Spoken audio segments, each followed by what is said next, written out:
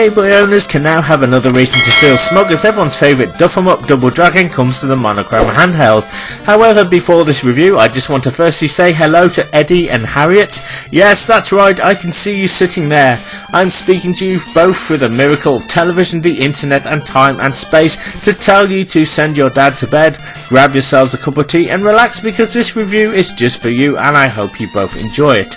Yes indeed, it's time to relive all my 80s martial arts fantasies because Double Dragon takes all the kicking, screaming and fantastical moves from the arcade classic, puts them in a blender and says, hey bald bloke, have a swig of this, and you know what, it doesn't taste like pish.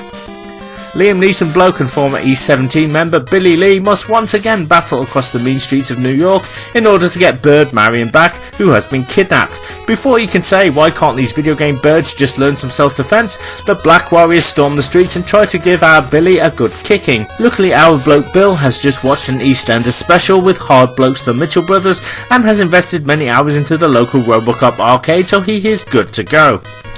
The original Double Dragon arcade was ported to many consoles including your mum's microwave, so like an episode of Neighbours with the Paul Robinson meltdown, have we seen it all before? Jimmy Hill. This is a superb port of Double Dragon that actually makes a ton of improvements and refines the game engine.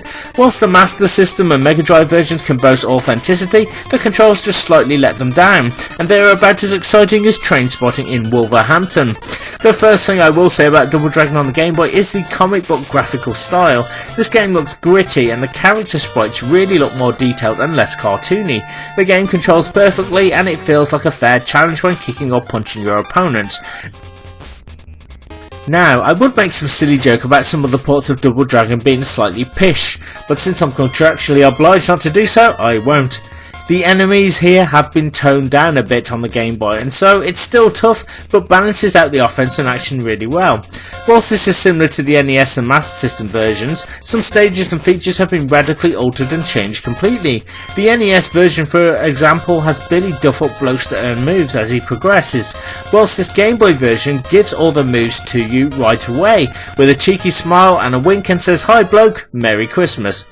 Even large Charles Bronson boldly bloke a Bobo has been changed, meaning he is capable of dialing out some serious damage, but if you know where to hit him, he's about as hard as a gaggle of baby geese. Not enough change for you? How about mop-headed bloke Chintai, who has been given a Sonic the Hedgehog style role for Christmas when he attacks, and of course the Williams boys, fresh from collecting their doll checks, are still pretending they are hard. Time to address the fat bloke in the room though and answer the age-old question which still haunts me to this day.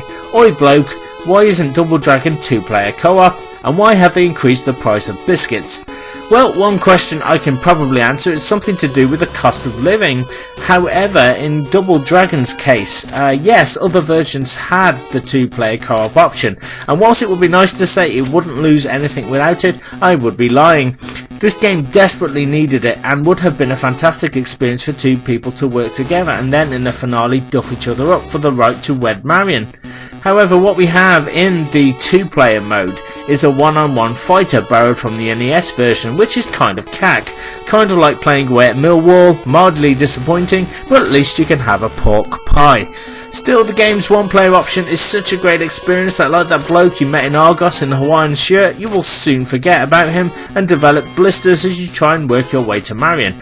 Honestly, she'd better be worth all this bother. Well, Miss Marion, I'm going to be putting this theory to the test, and if I find out you're lying to me, there will be trouble.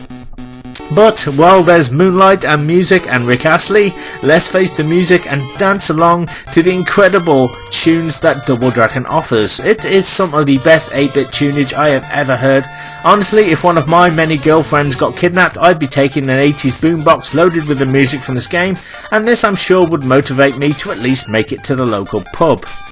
In all seriousness though, this music perfectly complements the intense fighting action and I honestly get chills when I'm playing. The weapons from the arcade are all here. Oil drums, whips and baseball bats can be taken from gang members and used against them for brief periods. It's like a Jimmy Corkill, Mick Johnson, Brookside special. Just like its NES counterpart, Double Dragon does have the same platform sections, which may throw some purists off. The lifts and cave sections over lava make a reappearance, as well as the stalactites. It feels about as natural as Dolly Parton, if I'm honest. I mean, what is this, Double Dragon or the Crystal Maze?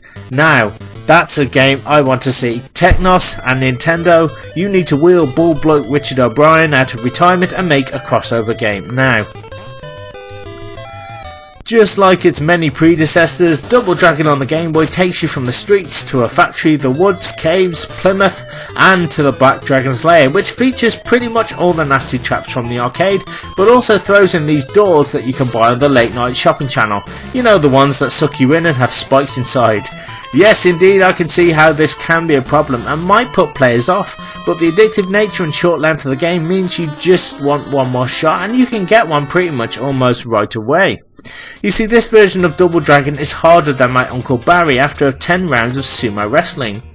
You can only earn a few lives as well from duffing up blokes, and you have to pretty much do everything with about 3 or 4 lives in total and no continues. It certainly doesn't hold your hand, and although I have only ever beaten this once and have yet to recomplete it, it's just too good, and just like that can of last night's lager, I can't put it down. If you have a beat 'em up itch that needs a good scratching, then you can't go wrong with Double Dragon, or failing that an episode of Ground Force. It's a great game to have on the go, or why not play it in style and grab a Super Nintendo and Super Game Boy. I mean, there are many ways to play Double Dragon, but for me, Super Nintendo is the only way. Okay, that does it for another review, and I'll leave you with this question. If all men are created equal, why are Take That still touring? I'll see you next time for another retro review.